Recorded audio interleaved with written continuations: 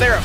Guardian Angel pop, gonna revive. Thrombledeep across the back line. Do they have the damage? Vito's repelled into the air. Impact left alone. A kill comes through for Sneaky. Make that 2. He's keeping his team alive. A quadra kill for Sneaky. The Pentakill to save the game. Huge lead for Cloud9. Damage. They're all dead. Penta. Got it. Nice. And a nice sneaky W at the end, the volley to send the pentakill off. Beautiful play. Welcome back, everyone. We are here for our semifinal showdown. Best of 5 right now, led by Immortals, who took a great Game 1 win. Beautiful play by Immortals, but also some mistakes from C9. We saw Jensen have a fairly lackluster game on LeBlanc. Yeah, I definitely think that both mid laners were kind of uncharacteristically ineffective in Game 1. And the average damage across the league for Jensen, or rather for LeBlanc, was more than double or around double what Jensen actually did in this game. This is one of the lowest damage performances he's ever really had. He did less damage than the Sightstone full tank Rek'Sai, and this is a guy who is characteristically just a hard carry for this team. He is their big star. Yeah, and I think that it was actually both mid laners that struggled to actually deal damage, and outside of utility, these mid laners were not utilized at all, and they were focused down in fights, and they couldn't get a piece of what they wanted. But LeBlanc versus Taliyah, one brings a lot more utility than the other. I think that Pobelter actually was a lot better at setting his team up, especially Huni's Rumble, because he went massive on that champion. Highest damage in the game, and we're talking about Jensen doing about 250 damage per minute. Huni did 1,032 damage per minute. Huni was just brawling all the time. He's coming into these fights and laying down great equalizers. Absolute beast in this game.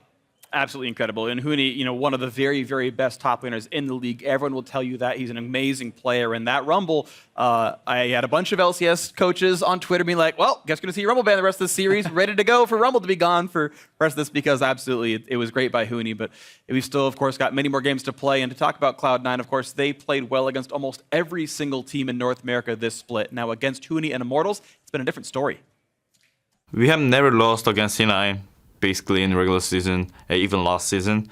So we have so much, we are so comfortable to play against them.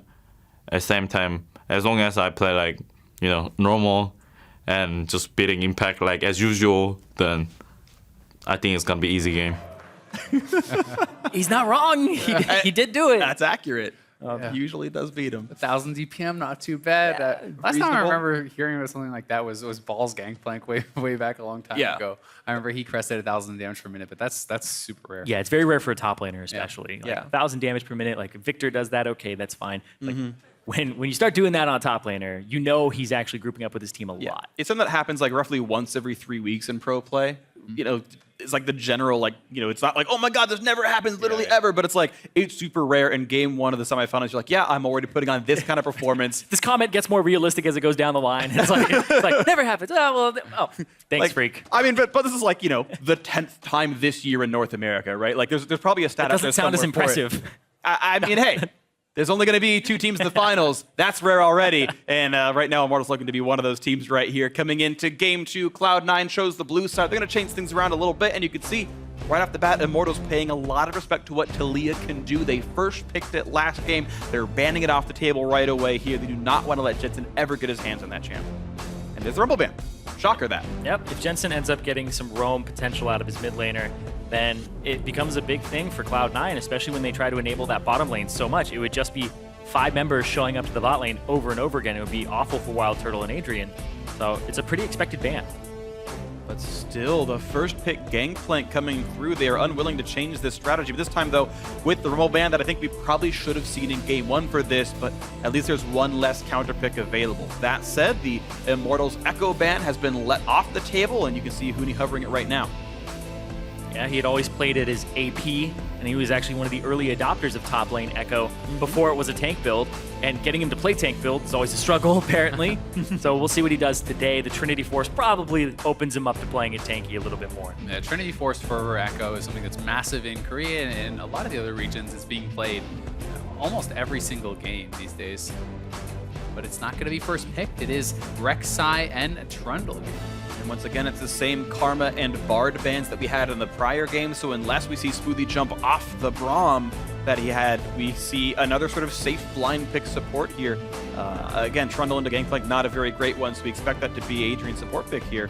as they're just, I guess, putting more tanks into the lineup. Yeah, and I like the drop of the Gragas ban because Cloud9, now they get Gangplank and then they'll pick up Gragas for themselves. And I think that Gragas is a far superior jungler to have when you are combining it with a Gangplank as opposed to a Rek'Sai. You bring more disengage, you bring more CC and kite potential, whereas Rek'Sai is really a vision bot and helps you more in pick compositions and early game, and in the early game as well. So they aren't really putting too much attention on impact in the early game. So we'll see it. Oh, yes! Yes, Riven is back in the building. We talk about the dozens of good counter picks to Gangplank. Riven is another one. And by the way, C9, you cannot play whack-a-mole against Huni's counter picks. So this is going to be another tough matchup for Impact. And Huni on a Riven that he's been very famous for. As Irene talked about, Huni's propensity to play carry top laners. Riven is a big The one. queen. He brought it out once or twice this season, but then hasn't played it in quite a long time, actually. Yeah, lane swaps were something that really messed Riven up, and Yeah. with lane swaps being less prevalent and not happening until about 5 minutes into the game, you still have an opportunity to really mess up that Gangplank early game. Syndra is something, though, that has been huge for both the quarterfinals last week. We saw Huhi put in huge performances on it. We saw Jensen do really well. This champion has been massive for a lot of teams lately, and very excited to see what the kind of counter pick will be for Pobelter. Oh, the lock on LeBlanc. He says, anything you can do, I can do better. Oh, He's going right back at it. it's a crazy right. matchup, too. Syndra can end up knocking away LeBlanc, and then the combo, point and click, even if she goes invisible, if you have enough damage to actually blow her up.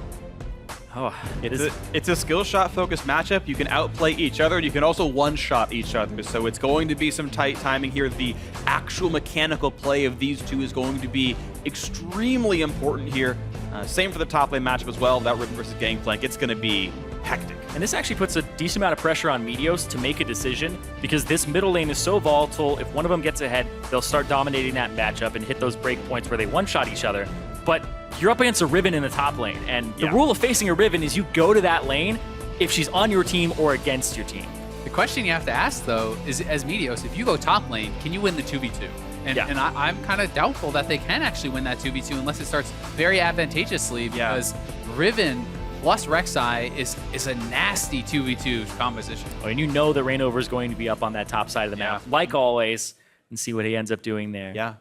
Well, it's going to be a very interesting road ahead because I don't think I've seen this matchup in quite a while. And these teams, I don't know how much they've played into it either, because how many times do you scrim against Riven as C9 here? And it's going to be up to how well they can adapt to this game. We are getting ready for Game 2. Immortals, the second seed. They've only lost to TSM all split long. And now they're here to make their way into the finals. What they were supposed to at the spring split, but now they're here for vengeance in summer. And Game 1 up. We're into Game 2. Here we go. Immortals versus Cloud9. We have to remember it was C9 making all the right moves at the beginning of last game. They were the ones out to that early lead, and they'll be looking to repeat that and just try to slow it down and not have that one big fight that goes wrong, because that Game 1 win was really all on the back of one incredible team fight from Immortals. And the same kind of things can happen with a composition like this. If you give one big fight over to Riven or LeBlanc and you let them begin that snowball, that is terrifying. But at the same time, if you keep it slowed down, if they don't get ahead, it's going to be hard for them to compete in team fights against the likes of the Syndra, of the Gangplank. And one thing I've heard from teams when they face Immortals is it is so hard to not fall into their game of brawling over and over again, because you have to answer their numbers, and either you're trading turrets on opposite sides of the map and you're just going back and forth and trying to match their wave manipulation, because Immortals are so proactive. Hey there, how you doing? Because they're so proactive, it's really hard to keep the pace slow against this team because they are always on fast. No kidding, they are so incredible at pushing the pace and making you make tough decision after tough decision after tough decision. And a lot of teams just become paralyzed playing against Immortals because they can make these rapid fire decisions right time and time and time again. And if you can't keep up with it, if you make one mistake, the game falls apart. Well, we'll see if any mistakes do come through. Of course, Immortals now, I think with the slightly trickier composition to run, the 5-on-5 not nearly as obvious for these guys, so it's on them to play that high-pressure game, to play on fast. And here we go. The jungle starts happening. Is C9 going to take Krugs? And well, Immortals going to do something very similar at Gromp. We have the very same start that we had before. Difference here for me in this game is mostly that Pobelter has the teleport now, and Jensen doesn't have anything to answer that. So Jensen's playing a little bit more for that lane, whereas Pobelter is still focused on his team, still focused on being an enabler. And Adrian, that's a lot of damage. But Wild Turtle's level 2 and Sneaky is not, so the damage they have on a Smoothie is really important. C9 actually missed one of the melee minions worth of experience. They killed the Krugs too slow to have the mirrored level there, and Immortals playing around that, even though they stepped really aggressively. But that is Turtle pulling minion aggro, losing a lot of HP. So close. And with both junglers clearing top to bottom, this could draw a lot of attention. Already a summoner down, low HP AD carry. This is a scary position to be in for both teams. It's a bit better for Sneaky now. He did learn Spell Shield at level 2 to withstand some of this damage output, and looks like it's going to be the early recall for Wild Turtle, who does not seem to like the situation he's in. Very smart decision, I think. This is kind of safer. They slow him down. They stop that recall, and Meteos still clearing his way down.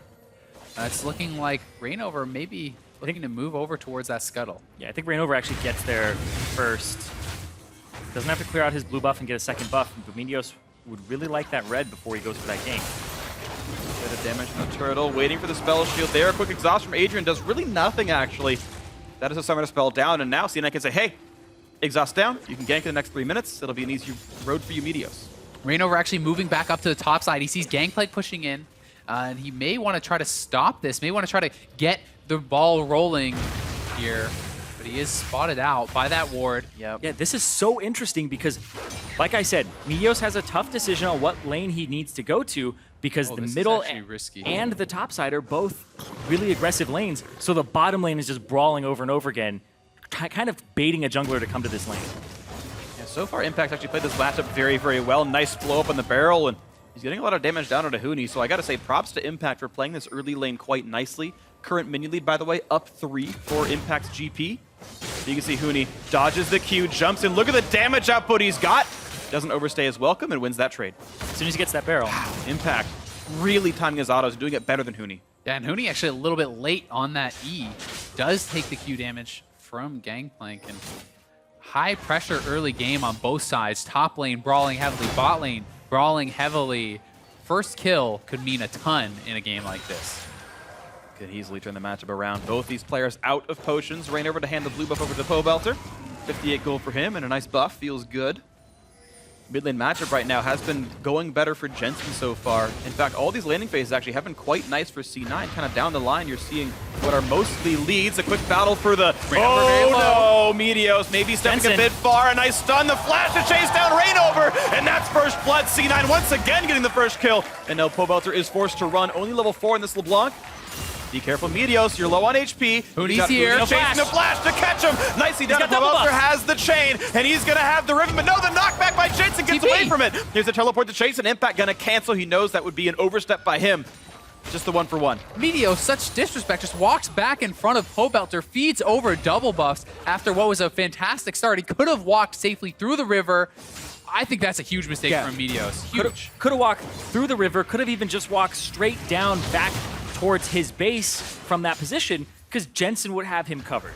And this right here, Rainover goes over the wall, he gets chunked out, and then Pobelter lands the chain before Meteos flashes, so he keeps him there, because Meteos wants to run away at this point, and now he can't run up, because here comes Huni. And look at this, now Meteos, well, I guess he can't, but I feel like still... That goes into Huni. Yeah. He just has no option. Yeah, you're right. Having seen that replay again, I do agree. Yeah. Either way, TP did come in there from Gangplank, so he does not have that to get back to lane, and that will give Huni a little bit of an advantage in that regard, since he's already heavily pushing here. Meteos, nice job. Makes sure he knew the numbers, presses Q and D at the same time. As Meteos knows, F is for flash, D is for smite, times him perfectly. It's almost impossible to miss if you hit your fingers right, and nicely done by him. But look at where Huni is hanging out in this lane. He's zoning the Gangplank completely off the turret, knows he has to back out, and has no TP to get there. And now Rainover is right there babysitting him. There's even a deep pink ward as well, so they know if Impact ever gets any help, fights back and forth. But this level's a Gribbon. He's level 6. This is bad for Impact. Maybe some disrespect. Windslash comes in, jumping backwards. Here comes Smoothie to join in. Exhaust to get in. Rainover can't quite kill off Impact, but Smoothie to zone them away. A trade of summoner spells and whatnot as Impact lost his flash, Smoothie lost his exhaust. And Immortals able to get away pretty cleanly. Yeah, but think of how much that Impact is lost in terms of CS at this point. Already down 9. And Huni just camping in the bush, so may force it back as well. And Impact was actually up before all the shenanigans in mid lane, so it is definitely a pretty big swing. Well played there by Huni. It did cost Rainover his flash, so pretty even trade of summoners overall. Very tight game here. A couple hundred, the gold lead for Cloud9, and Things in the bot lane going well for Sneaky. His support was roaming, so he may get zoned off pretty heavily here. Quick pillar means the chomp. Sneaky did not spell shield it in time. A little late on his fingers there, but and not the worst thing in the world. He'll regen that back up without too much difficulty. The game we sit in right now, almost identical in gold. If you look back at the bot lane. Some nice deep pinks here from Immortal as well. If you look, one below the red buff, one in the lane on top side. They have pinks all over, really. And Immortals has great vision control, which allows them the freedom to kind of make some of these plays. That pink ward that's inside of the river, or inside of the top lane in that bush, you barely ever check that. And now Reignover knows that Impact is coming through, gets to come at him again. He has Gangplank as ulti, though. Hooney has to be Respect the careful. barrel. Last hits it. Nicely done by Hooney, and then ease away the parlay damage. So, yeah, Hooney has to play this very well to not get picked off, but so far doing okay. And zoning Impact off more of the CS. Also got the blue buff out of the jungle from Cloud9 there, so Reignover was doing that the entire time, trying to put pressure on that side of the jungle and allow the mid lane to have a little bit of an easier time. It's really just very tight how this matchup is going, though. Hooney is constantly playing in Impact's face, and even though he's not getting kills, he's getting map pressure. He's allowing, as you guys mentioned, that blue buff steal, the little bit of extra damage, the difficulties, forcing Impact to ult his own lane, which doesn't want to do. They want to snowball the bot lane. If you compare how these two junglers play, Meteos spends a lot more time bot lane than Reignover typically does. C9 style is often a setup Sneaky to be one of the bigger carries. Gangplank helps enable that style, doesn't get to based on how Hooney's playing. One thing here to keep in mind, Impact does have that TP. We'll see if he decides to save it, or if he decides to kind of go somewhere on the map, try to help out some of his other lanes. As Hooney's TP is not going to be available, neither is Pobelter, so this is a time where they have that global advantage, and he will leg it back to top lane and keep that possibility available. A very early Jarm's Fist here for Impact, too. Phage pretty much gives you about the same in terms of HP and survivability. It depends on how quickly he thinks he's going to get his Sterix versus Trinity Force. It'll delay it.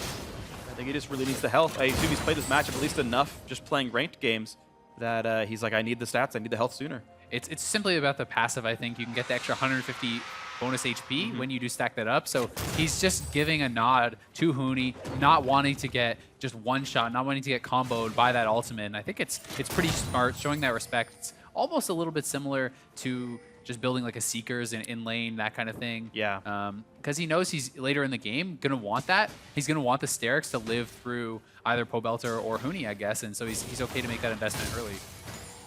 It's kind of funny, the mechanics of what Sterix Gauge will do later on.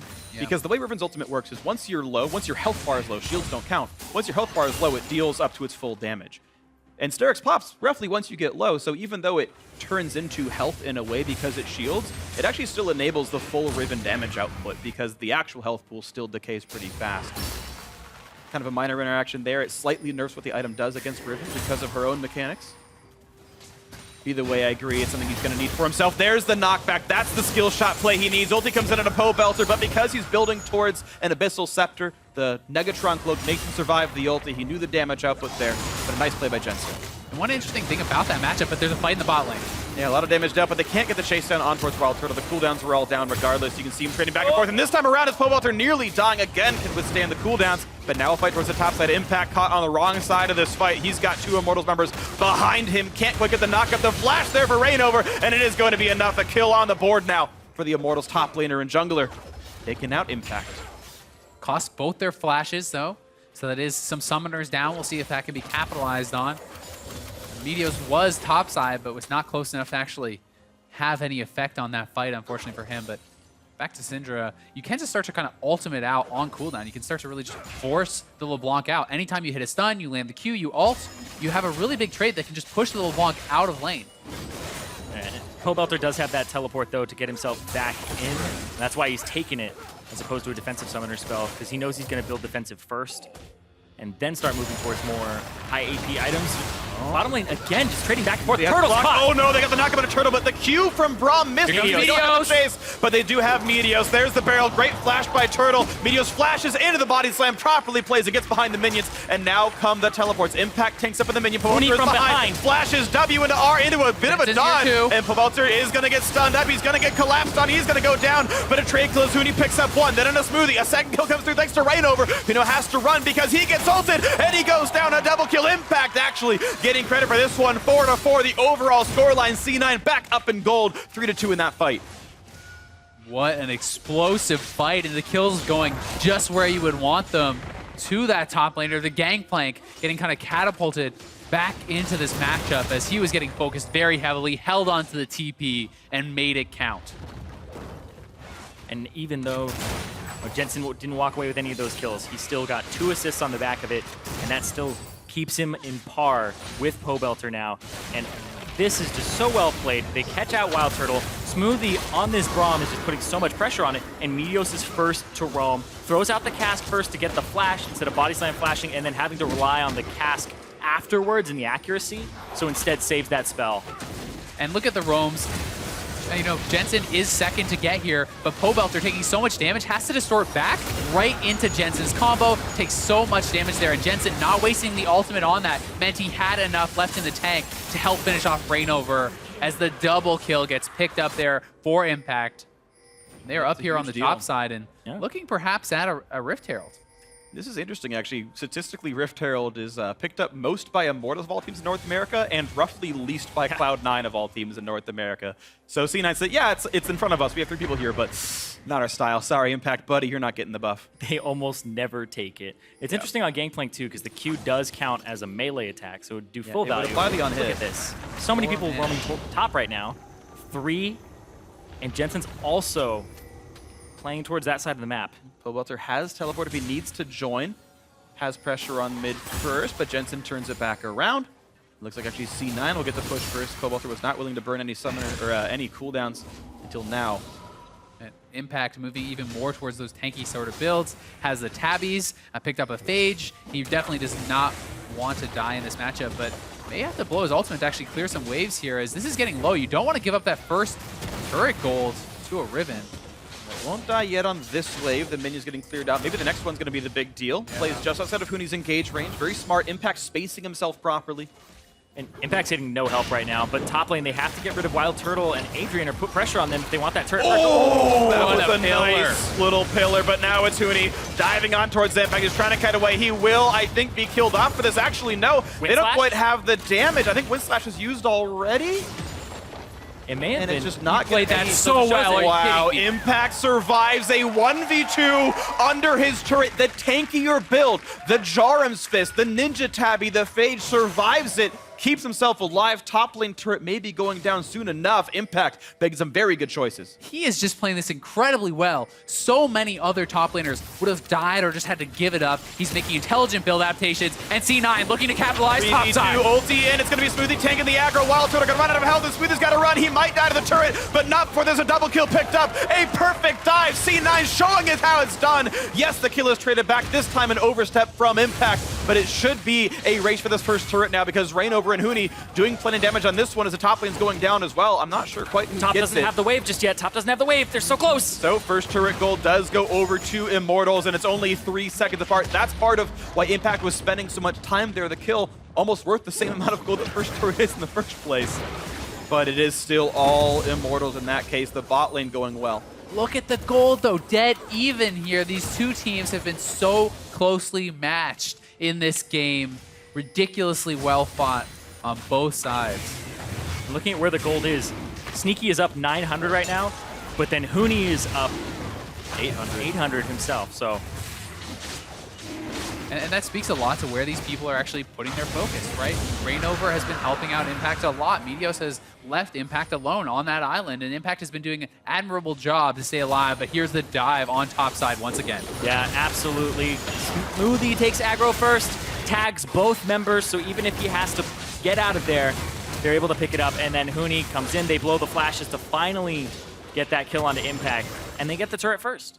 It's got to be frustrating for Impact. He's getting double flashed on time and time again. Both his deaths are actually from double flash, and it's so much focus, and Immortals always willing to make the bet that Huni can carry, put your resources into this guy, allow him to do what he does. He was the playmaker last time on Rumble.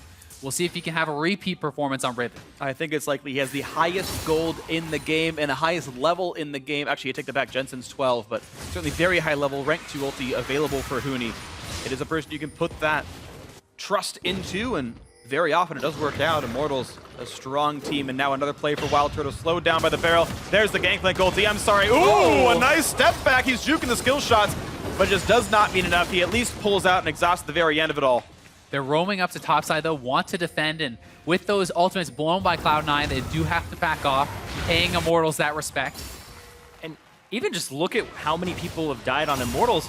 Like, Wild Turtle has been focused very heavily on this low mobility Jhin, and they're able to just keep using the Gragas against him, get him out of position, and then blow him up, and he hasn't been able to do much in this game at all. It's also key. He just uses Flash there, and he died anyway, so they can just continue. Meteor still has his Flash. Next time the ultimate is up, just go right back to him. Continue to pick on the weak point. Get your Sivir ahead. Look for the advantages there. And it's going to be a battle of carries eventually, as the Riven has a lot of the kills and Sneaky on this. Sivir has a lot of them as well. They're the two big members right now. Stun's not going to quite land from Jensen, so nothing picked up yet in the mid lane. Rain over. Uni coming up. They may look to fight. Looking for the flank. Could be tricky soon enough. Quick back out by C9. Nothing too crazy just yet, but now everyone's kind of aware. It's time to play Aram a little bit. Pobelter outside of the lane. Gonna come back in. Mid cleared away. Jensen to knock down the caster minions. Most people playing ARAM. Impact, still playing the Gangplank game. Yep. Bankplank, just trying to invest, get some money for a bit, and scale up. And that's really what C9 are getting out of this when they diffuse the pressure, is they are able to get Impact some CS safely. He has got that Trinity Force now, getting pretty strong for himself. Going to be likely working to finish up that Sterix, and he's done so well, I think, in this series overall, considering the resources he's been given and considering how much pressure is being put on him. I've been really impressed with him. And going up against the most pressured top laner from a jungle perspective. And Pobelter, hey, checks it. Ooh, doesn't land the Almost. flash. Meteos nearly picks up Pobelter, but that's going to be another couple of dodges. Yeah, he went the other way around. Pobelter is tricksy on this one. Syndra Bamboozled. is coming up, and Jensen wants to make him pay. Looks like he may just be out. We'll see. Gonna try. That stun's not going to land. He's still looping around. Now, the problem is there's still some turrets alive here. Pobelter doesn't have the easiest time to get away from all this. But Wild Turtle shoved the wave in, so he gets to walk past this turret. Through. Wow. Complete outplay by Pobelter. Beautifully done in the LeBlanc. Making him look silly. That was very, very well done. And Breaks their ankles. Meteos missing that body slam flash by the smallest of margins. Yeah. Had he landed that, it likely would have been a kill. Yeah, there's a patch where that would have worked. Body slam Yeah. had a little bit extra width on it before. He went in the diet. Gragas has been slimming down. I He's know. working on it. He became, just joined the CrossFit Nation. Maybe did some yoga. Can't stop talking about it now. Nope. There you go. Just pitching skin ideas. Yeah, there you go. Yoga pants Gragas. No! All right, Immortals versus C9 is still neck and neck in the game. You're welcome for that. Right up there with the leg bundle. Gragas did not skip leg day. We know that for sure. No, definitely not. All right. Hooney's not either, because he's trying to get his carry pants on right now. He's just putting pressure onto Impact over and over again, making him fight for every single CS. And here comes Rainover and Adrian, both to the bottom side. They have ward control of this. Impact does not have complete knowledge of where they're going to go just yet. Yeah, thankfully for him, Smoothie was around, so he does have an idea that this roam is happening. And once Smoothie's there, should be okay. Sneaky holding top side, soaking up that farm as he often does, working towards his second item now on this Sivir. And he's definitely a point of power for Cloud9 and will have to be effective in this team fights. Still a tight game, of course. Only one turret's been able to be knocked down at any one time. I like the trap spam right there, Wild Turtle. Should be allowing him to pick off any melee minutes do get shoved in. It's just one of the nice things you learn as you play a lot more Jhin. Put a bunch of traps in the spot. 5-6 minutes ago, Gold dead even. We're now past 21 minutes. Gold still essentially dead even here, these two teams. It's this feeling of tension where you have to think it's going to be like last game where it's one team fight that's going to crack the game open, and both teams have to be kind of sensing that when games are so evenly matched, you're getting so powerful this late into the game. You know one team fight can mean so much because at this point, you can take so many objectives afterwards. Baron, the death timers Exactly. are a little bit worse. And it's around that 21-minute mark that happened in the previous game. And it's interesting, you talk about, getting a good team fight and finding the right pickoff and how fast Immortals plays. Wild Turtle actually changing his build order up. He's doing a max CDR gen build now instead. Instead of the Armor Pen build, which is more damage typically, he's doing the Essence Reaver crit build to have those ultis up all the time, to look for these fights, to get these pickoffs and set up Uni. It is a little bit more of a pick composition too with the LeBlanc. If you can set Pobelter up or Hooney.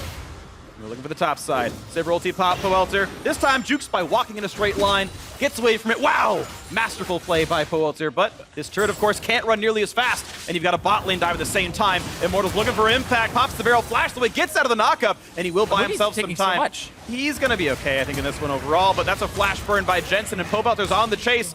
Want to pick off this ghosting Syndra, and it means that with the chance that it's done, they've got to run away from this one, but top lane 2-2 was picked off. C9 get the objective out of it, and the summoners and ultis traded mean nothing else. And everybody kind of congregating towards the mid lane now. No summoner spells on both mid laners, and the dragon being done at the same time.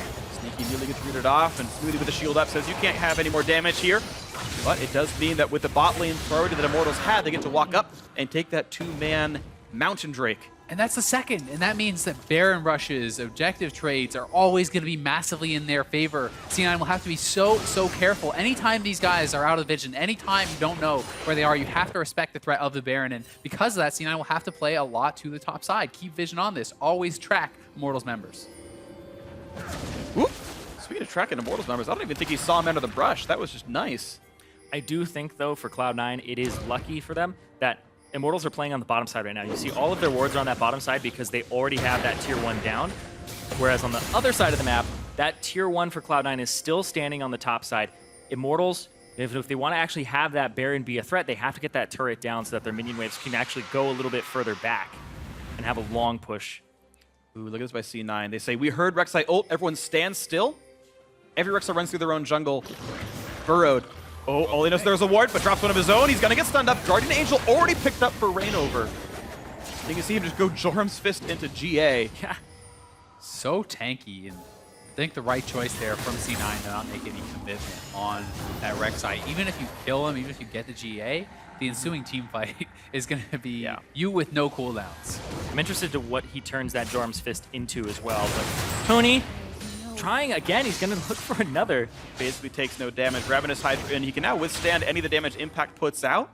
There's actually not great wards for Immortals on the bot side, only a couple of rounds there, but it's enough to not let him get ganked. Oh, if Powelter uses W to actually clear the minion wave, then that's their signal to go. Receives him, here comes the play, distortion out. Powelter's got to make the outplay, gets exhausted, runs to the bot side, jumps down even farther, exhaust time's out, but a flash key by Smoothie. And the other way goes Powelter, there's the body slam flash, he's tired of your tricks, Powelter, and looking for the kill, trying to pick it up, and it's going to be one kill picked off, but Sneaky is low. The snipe's coming across, looking for a bit more damage, but it's a 2 versus 3. Rainover flashes, and actually gets the shutdown, takes out Sneaky. Here comes the teleports, the rest of the team trying to join. Impact is in the mix, Jensen's there, is going to land the stun, and Rainover, Guardian Angel or not, is going to be sent down to the depths. He's going to be picked off. The Void Shark going to be killed. Another kill in through for Jensen, but Huni has split up to the mid lane, so kills or not, even though it's +1 for C9, it's a turret for Immortals, and it's more gold for the red side. The question is, can C9 get anything back? What can they get on the counter push? Can they take out some turrets here? Because they do have 2 members down on Immortals, and they need to look to capitalize on it. I don't think they're going to get it through minion waves. Yeah, they have to pick up those mini waves because think about Immortals ever since they were created back in the spring split. Even when they're behind, they're still shoving out side waves, and it just boggled our minds for a bit where it's like, how are they so good at doing this? Where everything is just shoving up. They're waiting for Powelter here to use his W, but he's not going to use it. Instead, uses it to escape, and then the runner out. They were tired of his tricks, like you said. Yeah, and Powelter does such a good job to delay, allows his team time to get there, and it's a big commitment by C9 to even just kill him off. So as the rest of the Immortals players do flood in, Sneaky's already low, Powelter has done his work, Rainover able to flash in and pick him off, and in the ensuing fight, Rainover does eventually go down, but it's Huni taking the mid lane turret. Oh, they just got the flash out of Powelter as well. Meteos threw out the cask on live.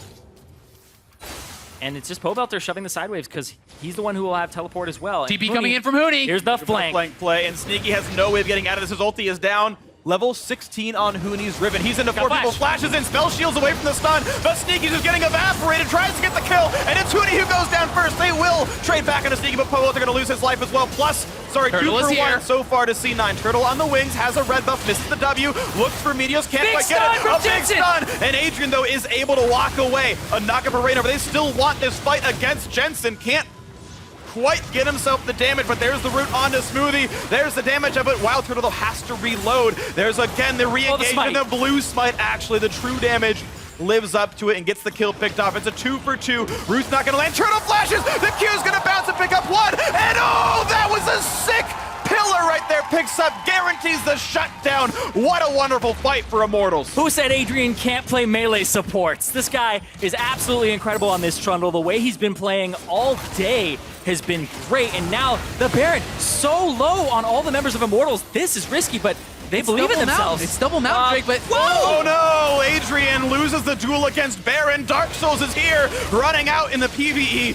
And now it's Powelter forced the tank. 2 doesn't help. Wild Sneaky is Turtle's at his coming. feet. This is insane. Rainover's gonna die. He's dead. They don't have And smite, now they it's don't time have for smite. Sneaky. Okay, it was the Baron picked up, but Baron killed 3, by the way, and Powelter gonna go down to the barrel. A nice chain comes out from Impact. That's everybody but Huni. They're going to be able to pick up this mid turret here, and he's the only one who gets Baron. yeah, can they get a couple turrets here? They could actually push for 2. This is some pretty long death timers. 40 seconds on Pobelter, 25 on Turtle. Rainover down for 30. C9 looking to capitalize as Immortals gets a little too greedy. Huni gonna buff the wave as best that he can, but C9 gonna wave clear even faster than you can really scare at them with this. Minions go down, looking for mid lane tier 2. The respawn's coming in now, but look how fast this turret dies. Mountain Drake or not, doesn't matter. Supporting a top laner against 4. That's gonna be 2 turrets picked up for C9. And here we are, 28 minutes in, even gold. Dead evens, Irene. This game has been ridiculous. The slimmest of margins separating these two teams. And here we have that Baron again.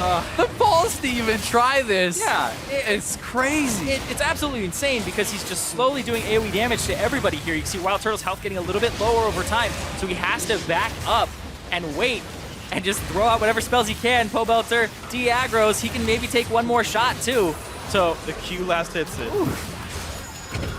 absolutely crazy. And then the barrel from Impact, he's got to go over. There's only really one exit path for him. And it's an Infernal actually picked up there for C9, I believe. So I think it was the 3rd mountain of the Mountain. game. Oh, was it? Okay. Oh, Infernal's the next next. one is Yes. Infernal. Yes. They're going to take away the blue buff, though, for that one. And yeah, this has been a tight game. Baron killed 3. 1 actual kill went to C9. As you guys mentioned, the only one wearing the Baron buff is Humi here. And the gold very tight right now. The turret's helping. And its Might from Meteos takes away the Gromp. 12 to 10 in kills. A tight match. Immortals actually up in money because they've cleared everything away. Double lifesteal in for Huni. He's got the attempt. He wants for it. Impact ulti and lands the stun. Gangplank will do a bit of damage back, but look at the output he's got, and there's the kill. You actually saw the Sterix gauge go off, but immediately lost the health. A solo kill for Huni. Yeah, and Impact even has Flash available. He even has Yoma's Ghostblade. It's just too fast. Huni is so good on this champion. His animation canceling and the pressure he's putting on, he's just dominating this top lane matchup now. It's a split push now. Immortals moving to the side lanes, get a solo kill, and it's Pobelter picking up the bot lane turret. And they are looking to really crack this game open through this side lane pressure, but C9 wants to fight. Trying to crack it open through the mid lane, pressure up the gut they go. A quick slow onto the Trundle. They're looking for Adrian. The knockback comes in. Jensen finds the nearly solo kill on a Wild Turtle assisted by On the Hunt. Yes, the base is dying, so how fast can C9 get this kill and then run away? It's a 2 for 0. Now looking for the backup to get their the rest of their Rainover's base gonna to stop stay Vats. alive. Rainover can only stop a couple of them. Sneaky will finish the recall. But the question is, can he survive a LeBlanc? It's 2 when it inhibitors happens? down. It's a GA, though. If they want to stay here to kill Rainover, The question is, how good is the resource he's trade? got double Because tunnel, double Huni's already tunnel. looking for the duo, the solo kill against Impact in the picture-in-picture. Now it's Sivir to rejoin the fight. The jumps coming around, can't quite pick off Huni. Actually, Riven survives it in a 1v2. Well, he brought everybody to him, though. He's not going to survive. Just kidding. He's gone down in this one. The So inhibitor 3 in the kills bot so side, far. though, is going down to Pobelter. What a ridiculous series of events. Wow. Fights going on across the map. Several turrets have gone down. Immortals taking them. They've picked off 1 inhibitor for themselves. Rainover actually survived this whole wild goose chase, by the way, but it was 3 kills to C9 as the trade for 2 turrets and an inhibitor. yes. And here we are, Zale, 31 minutes in. 4,000 gold advantage, though, for Immortals. So they've broken the whole being even with one another after that Baron where they pretty much got nothing out of it, but Huni and Pobelter, the 1-3-1 coming out for Immortals, seems to be doing work for them. The double teleport, which they haven't even used effectively in this game, it's just the pressure that they're able to exert because Cloud9 seem like they want to group and have a 4-man unit with the Sivir ultimate to catch people, and they're just not letting that happen on Immortals. It really feels like C9 needs to get catches in order to stay involved in this game. The side lane play from Immortals is unmatched, and Huni hanging out in base. You know, he has his TP available. This guy is massive. He's picking up the Rage Pod even on top of his 4 completed items and boots. And a dead He's gonna man's be a plate. menace. Yeah, That's his defensive item. I mean, Let me run faster at you. what's really going to mess him up is impact, and if he can stick to impact, and here's the thing is, if you can use a couple of your abilities and not have to get the dead man's plate off immediately at the start, you keep that movement speed bonus. Hootie is pushing, he is not coming back. C9 is gonna have to make something happen here in mid Clearing lane. the waves. Pobelter's coming around. Trying to block the damage. They do it pretty well with Smoothie. Gangplank go to zone them off as well, so there's not really a lot of defense here. TP from Huni. And here is the teleport turret. Not quite going to go down, but they disengage. Jensen got chunked.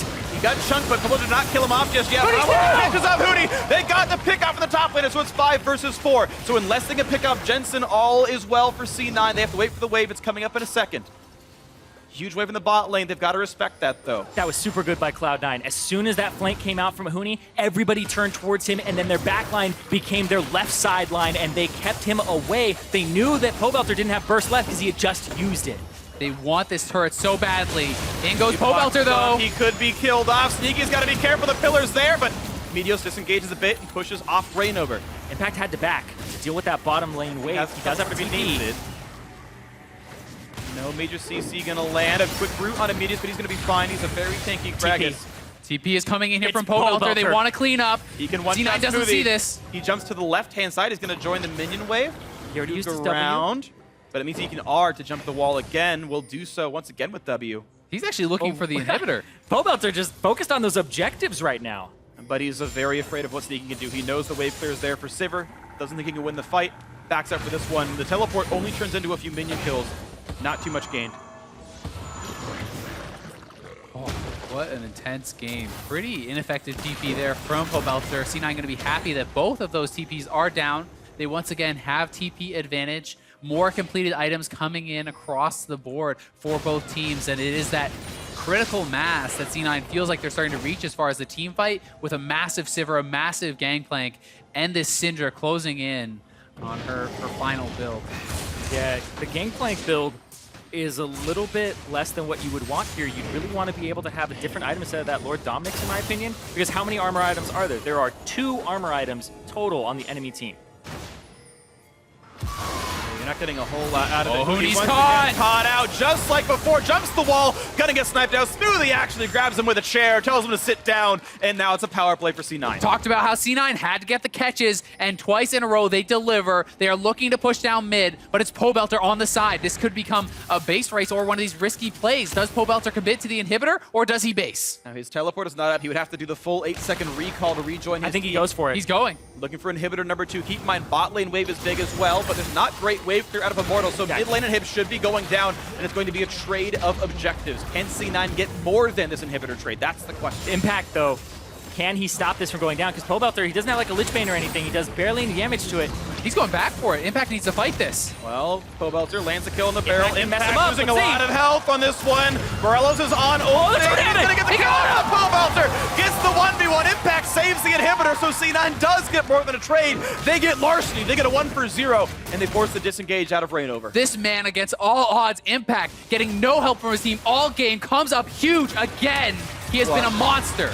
Absolutely agree. They're looking now for Adrian, who's actually still going to be in their sights. That's a lot of CC. That's going to be the kill. Meteos gets another, and suddenly Immortals are missing 2 members of their team. And Baron is active. They could look to go this, but it looks like C9 just wants to push down mid. They're considering trying to push for the win here, as it's just Huni without his flash. 20 seconds on Pobelter. They've got a super minion under their feet. The sweeper gets rid of the Jin traps as well. Here comes the play. Impact Here will comes the TP. push. TP. Teleport to keep it tanky. Here comes Nexus turret number 1. Huni on the wings, looking for Get damage on Sneaky. Sneaky. They can't quite kill out the Sivir. Stays alive to the shields, and Rainover gonna lose the Guardian Angel. Huni has to kite away, gets stunned. That Pobelter's should up. be a dead Riven, and he's gone. Rainover's next up. It's a 2-for-0. Pobelter cannot find Jensen. He flashes away. It's still the 2-for-0. A 5v3 inside the base, but the minion wave is gone, and they have to wait for reinforcements. Well, now they've got them, but the problem is their health bars are low.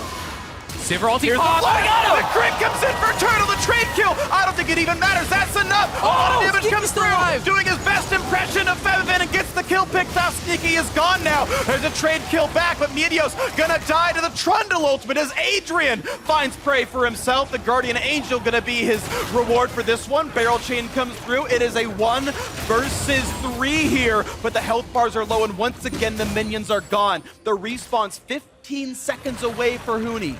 And Adrian, the support, he's going to have to tank the minion wave. He's going to take as long as he pulls can. it down. He has to pull the super minion. Buying some time. He's got a Red Elixir doing as much damage as he can. Huni's up very, very soon. Adrian's still cutting them away. Flashes He's but gonna have not to get get out. stunned. Can he Pillar Smoothie? There's a home guard TP up Riven from Huni. with teleport. There it is, He there it is. channels it down near the Dragon Pit. Rek'Sai coming as well. They're looking to surround on C9, and keep in mind, there's a big minion wave coming top and bot lane. This could be closed out by Immortals with the proper team fight here. Impact's gonna stand his over. ground. And Huni on the chase. Impact looking for a bit to do, but he's not going to find it. This should be a dead Gangplank. Looks for the damage. Ulti on Adrian. Can't quite get it. Smoothie gets away with his life, but Huni gonna look for Meteos. The kill coming through on this one. Gangplank did pick off the Trundle, but Gangplank himself was picked off by the Jhin. Played by Wild Turtle. Huni's still in the chase. Meteos just buying some time. The rest of both teams are alive. It's a 5v4. Meteos stays alive. 45-second respawn without impact. Absolutely insane series of events there.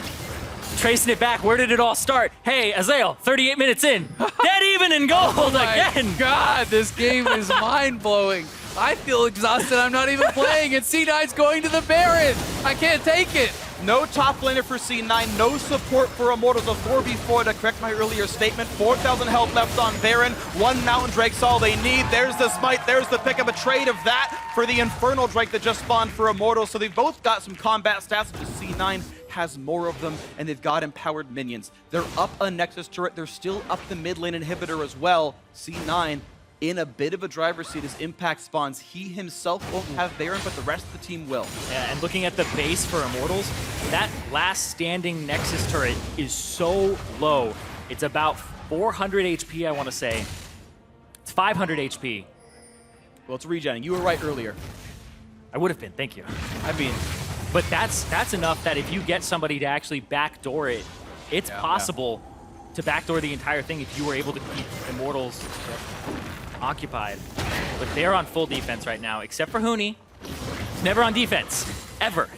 And C9, they just want to go right up the gut. Huni has no TP. They could just try to rush down and finish the game here. Huni needs to start basing. Well, Huni's got plenty of attack damage. He can kill these things pretty rapidly. His ulti up as well to even increase But it's that. just one Nexus turret. Huni, what is he doing? It's gonna be a risk, but they're trying for the defense anyway. Huni is still pushing just at used the this ulti. time. They're trying to get it, but that's a Nexus turret down. The Nexus itself now under fire, running out of health, and there's no chance to defend it. Cloud9 get the win, and they tie the series. What was Huni thinking there? There was no way that was going to be even close in the base race. Both Nexus turrets were alive. He did not base. He did not have his TP. And Huni just throws away the game at the end.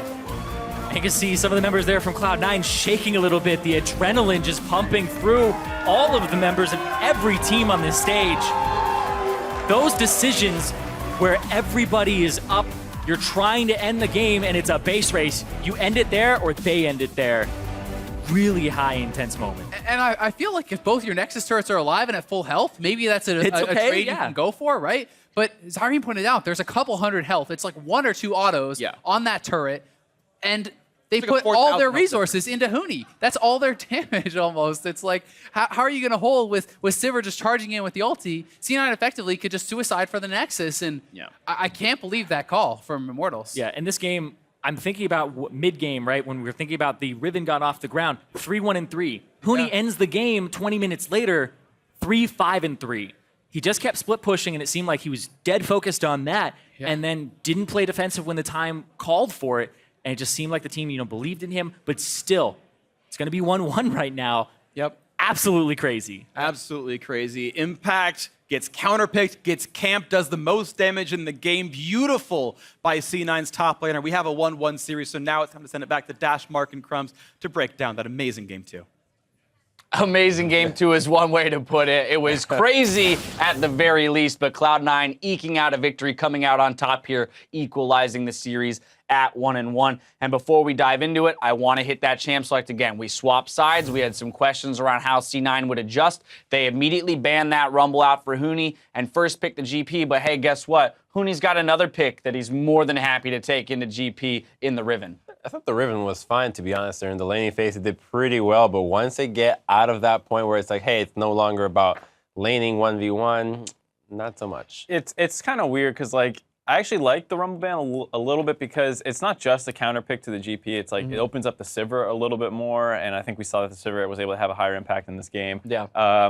But the Riven pick is definitely questionable because while it's great for snowballing, it snowballs harder than something than, say, a Gnar. When it comes to team fighting, if it gets focused by like the Braum CC, the Exhaust, the Gragas in some way, it's just going to get blown up. And that's what we saw was, despite the lead, when he had that first TP flank in the mid lane, he just insta-died. Well, I think we have to give some credit to Impact here for his itemization, for being able to survive so much of the pressure from Immortals, basically stalling out the process of the backdoor until they got to a point where they can just 5-man into mid lane and then be unstoppable at that point. But I would have liked to seen a little bit more roaming from Pobelter to the Riven lane, make sure that you can just snowball on GP, because he was stacking armor, he was stacking that HP. If you just have LeBlanc pay a visit towards that side, but that's the downside of not having wave 2. You got Trundle, Jhin in the mid lane, I mean, what are you going to do? Well, I think they were looking at 1-3-1 with the TP LeBlanc, and they had mild success with it until C9 finally was like, hey, let's just group up and push mid, and then you're left with a pretty terrible 5v5 comp. Right, but you do see how precariously the game balances at that point where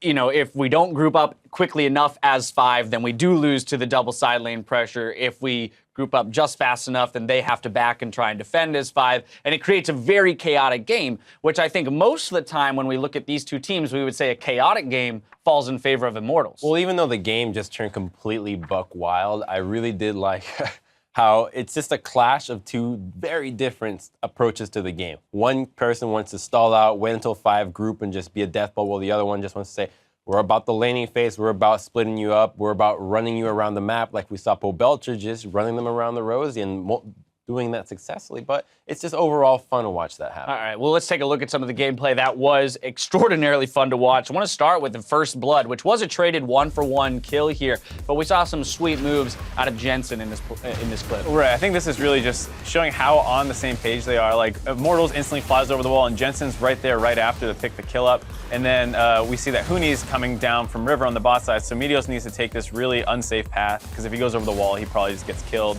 And then Pobel is able to go and clean him up. So it was just a really great way of seeing how on top of communication both these teams are and moving around together. Yeah, very much so. You see the TP come in from Impact, doesn't finish it, so he stays top lane, continuing to farm. You know, of course, again, as we mentioned, we have to give him a little bit of a nod for how much pressure he absorbed. Once again, there's 2 games in a row on GP that he has just been a punching bag for both Reignover and Huni, but he's dealing with it very well considering the circumstances. I mean, it goes even back to last series where against Envy, they had the Kennen picks and these things they kept throwing at him, and he would make them go 1-for-1. Here, it took them a couple dives to get it right finally and kill Impact. If he's able to absorb this much attention from Huni and Reignover for the rest of the series, I think this could be a trouble for Immortals. All right, well, let's jump ahead a little bit to 11 minutes. This is going to be a 3-for-2 for Cloud9 underneath this bot tier turret. And this is going to start off with a nice little chunk here. It's so hard to go into the Braum with the creep wave advantage, and Meteos is going to come in, try to pick it up with his ultimate, but Walter has a nice little flash out of it. But this is a great little flash, flashing over as opposed to the E-slam flash, but now the whole crew's coming down, and this is going to turn ugly for Immortals. Yeah, so full 5-man in the bot lane. Right, it's actually interesting to see that Huni and Reignover really aren't super on the same page here. Huni looks like he doesn't want to keep going as Reignover goes in, and then he's not really committed to the fight. So it was very interesting to see that this is one of the few skirmishes where Immortals didn't look on the same page, and C9 was able to come out on top for it. Yeah, C9 once again around their table of food, gearing up the for cornucopia. Game. That's Think right. they'll Yeah, finish the gearing up for bananas game by the 3. end of the series? It's a good question. Right? You need that We only got potassium, man. You got to 5 get that left. I don't potassium, and know. you got to keep those muscles loose. That's what potassium does for you. No, but you know, so for Cloud9, discussing what they'll do for Game 3 right now, I do want to hit one more clip, and this is an Immortals favored replay here, but it is once again Immortals making a very bold Baron call on the back end of this replay. So 26-30 into the game, 4-for-2 for Immortals. Gutsy Baron call, they secure it, but not before quite a few people go down in the attempt. Well, this is going to start off with a TP from Huni, and he's going to try to look to 1v3, but he messes up the combo here. The nice little slam from Meteos is going to throw him off guard, and he's going to be able to stall out just a bit, dish out some DPS, and forces out the exhaust, which is going to be huge because now the rest of Immortals can come in and try to clean up house. And it's just so unfortunate for Jensen that the stun, even though this one hit onto Wild Turtle, pretty much every other spell is going to just barely be out of range. Yeah, absolutely. It was a great spell shield, though, also from Sneaky on that initial attempt of stun from Huni, which keeps him alive just long enough to put out a few of those ricochet hits. But ultimately, a one fight for Immortals. We see them make another gutsy call in going for the Baron on the back end of this when all of their members have very low health. A contest from Cloud9 kills everybody but Huni, so Huni did remain on the map with the Baron buff. Well, it's just what you were saying, that they're not on the same page. Like, Yeah. Cobalt could have easily TP'd on time, but he waits like 4 seconds till his team dies to Baron. Like, all right, I'm here, guys. Yeah, he res, has TP up, and he just sat there while his team died to the Baron. If he just went right away, it would have been a lot smoother. And there were a lot of these kind of uncharacteristic hiccups coming out of them. And scarily enough for Immortals, that was all Cloud9 needed to really get back into the game. Because of the time they took to try and secure that Baron, Cloud9 was able to push down a couple turrets in the mid lane, grab themselves some global gold. Oh, and that doesn't look good. And in a sense, create that That's Huni. warpath. Jesus. Yeah, actually, I wonder what happened. Maybe we just lost food. Who knows? I have a feeling that. Oh no, yeah. There we go. It wasn't as bad as it was. His batteries ran out, and he had to just He recharge. literally just like, no. It's still in high spirits there for Huni. But basically, those two turrets picked up for Cloud9 was what kind of created that warpath for them that they would use in the later stages of the game when they grouped as 5. Because they didn't have to go through 2 turrets anymore, they could very easily threaten that inhib turret for the remainder of the game. Right, and I think a big part of it too came down to the fact that after that point, their team fighting was really bad, where like Huni would go in and get insta-gibbed, or it would start with someone getting really chunked out. Right. And it's hard to go from 3-1 and 3 to 3-5 and whatever. Exactly. Well, you kind of do really see how Immortals team comp lacks synergy in full 5v5s when they're forced to kind of regroup and fight. Final point here. One of the minor things I liked about Impact's GP here, into the Jhin specifically, recognizing the composition, LeBlanc can't come in for wave clear. Nobody else has wave clear. They're trying to wave clear or initiate with the Jhin ultimate. As soon as Jhin drops his ult, GP ult right on top of him in the center with the true damage. He has to back off or he's going to die. Get soloed out because there's no need for the GP ultimate to win that team fight because they're 5v5 so strong. So I thought that was a great usage of the ult. All right, well, Cloud9, they equalized the series at 1-1, so come back after the break because the North American LCS semifinal continues in just 3.5 minutes.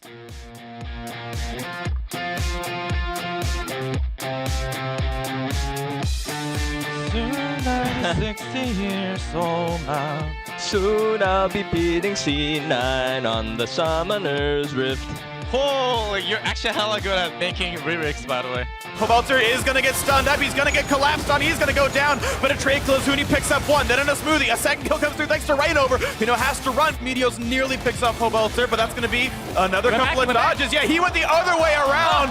Cobalter is tricksy on this one. Wait for me. Wait. Jason saw his flash, guys. Jason can flash in. Nice. I feel it. Nice, go. Hey, I